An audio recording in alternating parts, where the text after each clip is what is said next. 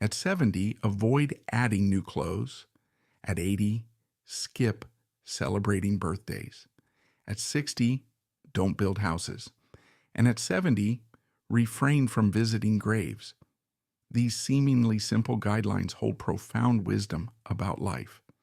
By the age of 70, people have weathered the highs and lows of life, leading to shifts in their mindset and lifestyle. Many seniors have distilled unique philosophies from life's small details. Today we'll embark on an enlightening exploration of these time-honored principles. We'll delve into 3 categories of attire best avoided, 3 types of birthdays that might be better left uncelebrated, and 3 locations that perhaps shouldn't grace our itineraries. By understanding the deeper significance of these guidelines, we can pave the way for a more serene and fulfilling experience in our golden years.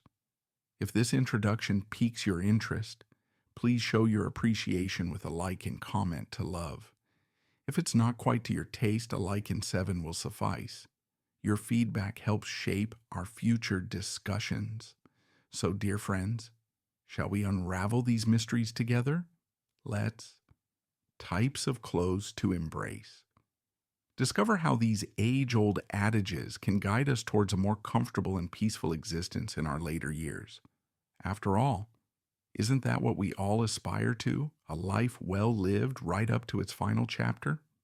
What's your initial reaction to these ancient guidelines? Do any resonate with you particularly? Share your thoughts in the comments below. The Art of Dressing in Your Golden Years, Wisdom for the Well-Attired Elder. As we journey through our twilight years, the way we present ourselves takes on new significance. Our ancestors, in their infinite wisdom, left us valuable guidance on the matter of attire. They advised that our clothing should strike a balance, neither too ostentatious nor unkempt. In today's world of abundant choices, this wisdom becomes even more pertinent for those of us who've crossed the threshold of 70. Maintaining a neat and respectable appearance isn't just about self-respect. It's a gesture of consideration towards others. Let's explore 3 cardinal rules of dressing that can enhance our daily lives and dignity. If this topic resonates with you, show your appreciation with a like and comment to love. If it's not quite your cup of tea, a like and 7 will do. Your feedback shapes our future discussions. Rule 1. Prioritize quality and comfort. It's tempting to chase bargains, isn't it? Many of us have been lured by the siren song of a good deal, but when it comes to clothing, that bargain might come at a hidden cost. Imagine slipping into a shirt made of rough, non-breathable fabric. It chafes your skin, makes you sweat, and leaves you feeling uncomfortable all day. Worse yet, it might trigger skin irritations or other health issues. And let's not forget the embarrassment of a sudden tear or wardrobe malfunction when you're out and about. As the old adage goes, you get what you pay for. In our golden years, shouldn't we prioritize comfort and dignity? Opt for garments crafted from soft, breathable, and durable materials. They might cost a bit more up front, but the comfort and confidence they provide are priceless. Have you ever had a clothing mishap that taught you the value of quality? Share your story in the comments. Rule 2. Embrace elegant simplicity. Dressing appropriately is truly an art form, especially as we age. While it's perfectly fine to dress up for special occasions, a night at the theater or a dance perhaps, our daily attire should lean towards the understated. Think about it. Do we really need to chase after the latest youth-oriented fashion trends? Clothing that might look charming on our grandchildren could appear out of place on us. For instance, garments that reveal too much skin might not be the most flattering choice for our mature frames.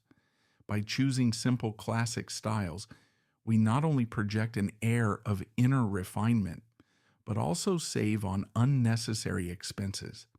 It's a win-win situation that demonstrates good taste and sensible living. What's your go-to outfit that makes you feel both comfortable and dignified?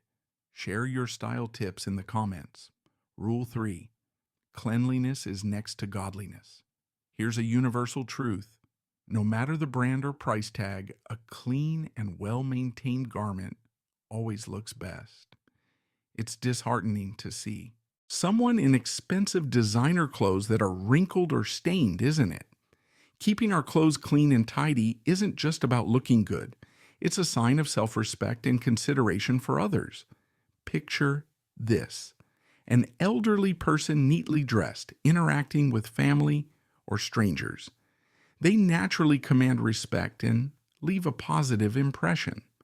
On the flip side, who would want to get close to someone in disheveled clothes, perhaps even emitting unpleasant odors?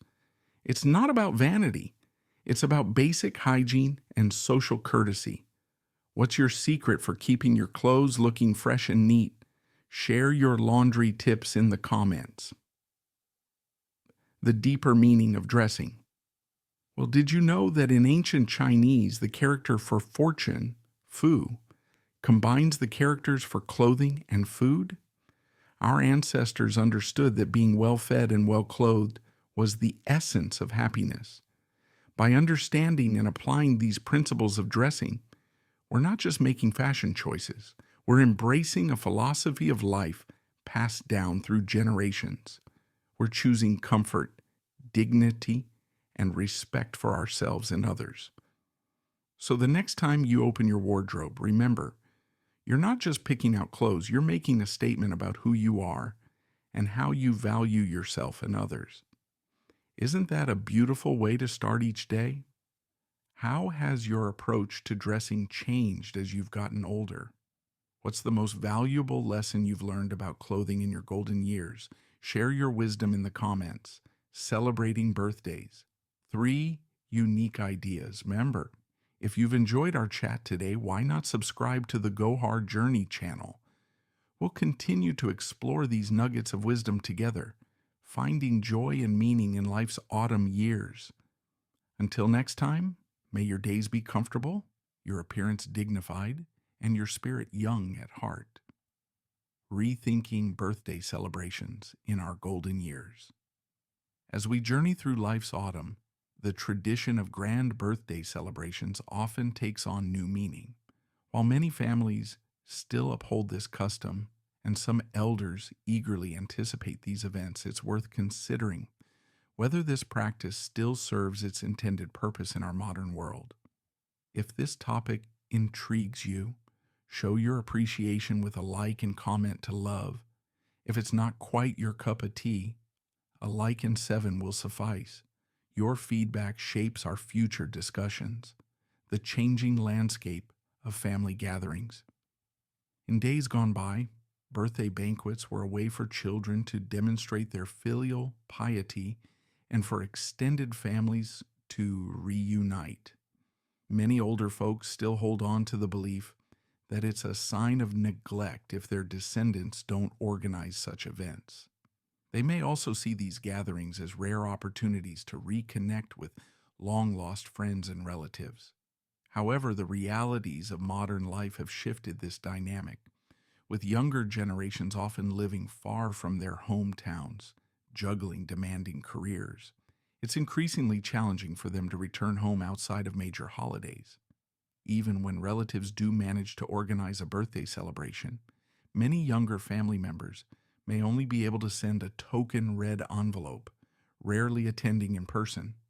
This can lead to a rather lonely and awkward atmosphere, hardly the joyous occasion one might hope for. So, let's explore 3 scenarios where it might be wise to reconsider the traditional birthday bash. 1. When health takes priority. Imagine you're recovering from an illness, particularly a serious one. While our ancestors might have believed in the power of celebration to ward off sickness, the reality is often quite different.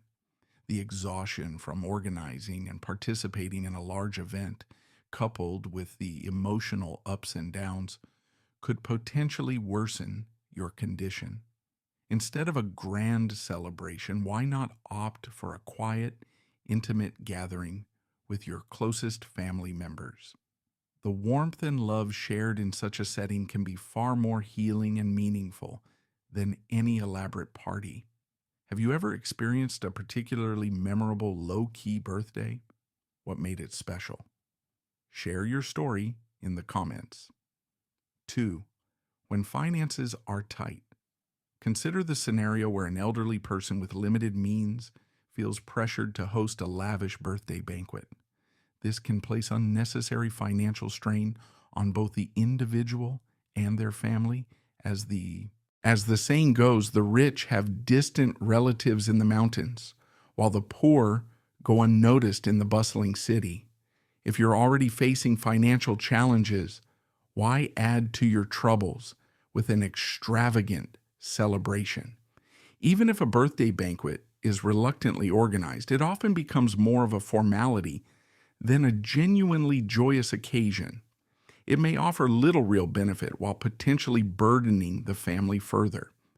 In such situations, understanding one's limitations, practicing frugality, and managing household resources wisely is the path to long-term stability and contentment. How do you balance the desire to celebrate with financial realities? Share your thoughts in the comments. 3. When grief overshadows, right?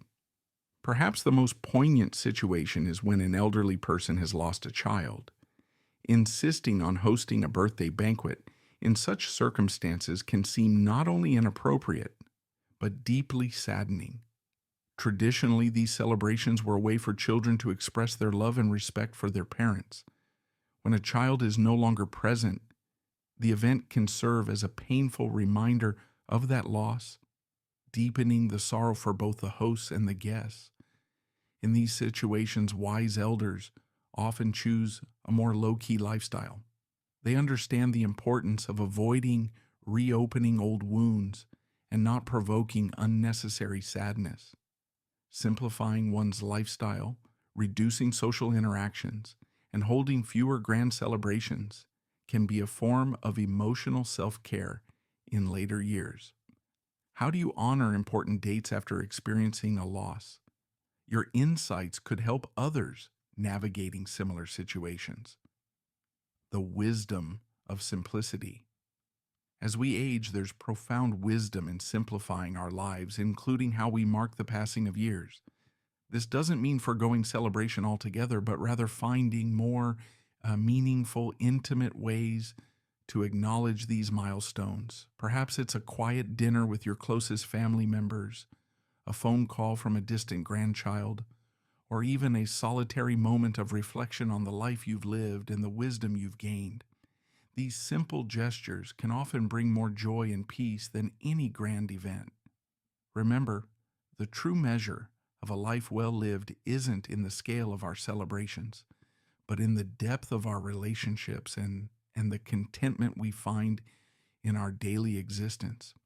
How has your approach to celebrating birthdays changed as you've gotten older? What's the most meaningful birthday you've had in recent years? Share your experiences in the comments. If you found value in our discussion today, why not subscribe to the Goha Journey channel? We'll continue to explore these nuggets of wisdom together, finding joy and meaning in life's autumn years. Until next time, may your days be filled with quiet joys and meaningful connections, whether it's your birthday or just another beautiful day in your golden years. Navigating the world in our golden years, a guide to safe and joyful. Outings as we gracefully age, our approach to venturing out into the world naturally evolves. While at 60, we might still feel ready to conquer the globe, by 70, it's wise to reassess our physical capabilities and prioritize safety in our adventures. Let's explore some thoughtful guidelines for ensuring our outings remain both safe and enjoyable. If this topic resonates with you, show your appreciation with a like and comment to love. If it's not quite your cup of tea, a like and 7 will suffice. Your feedback shapes our future discussions. 3. Places to approach with caution. 1. Cemeteries, honoring memories without overwhelming emotions. Visiting the final resting places of our loved ones can stir a complex mix of emotions. While there's comfort in remembering, there's also the sharp pain of loss. For seniors, frequent cemetery visits might lead to emotional distress and increased sorrow. Consider alternative ways to honor your departed loved ones. Perhaps you could create a small memorial at home or visit a peaceful temple. Let younger family members take on the task of grave tending if it's a cultural necessity. Remember, your loved ones live on in your heart, not just in a physical location. How do you prefer to remember and honor your departed loved ones? Share your meaningful rituals in the comments. 2. Places of questionable repute. Protecting your legacy. We've all earned the right to enjoy our golden years, but it's crucial to choose our entertainment wisely. Frequenting establishments of dubious character not only risks our personal reputation, but could also cast a shadow on our family's standing. Imagine the potential consequences if an elderly person became embroiled in a scandal. It could tarnish not only their own image, but potentially impact their children's social and professional lives. For the sake of family harmony and personal dignity, it's best to steer clear of such risky environments. What are your favorite wholesome activities for enjoying life in your later years? Share your recommendations in the comments. 3. Unfamiliar territories, minimizing travel risks. While the allure of new experiences never fades, unfamiliar places can pose unexpected challenges for seniors. The risks of falls, getting lost, or encountering accidents increase in unknown environments. This doesn't mean you should never explore new places.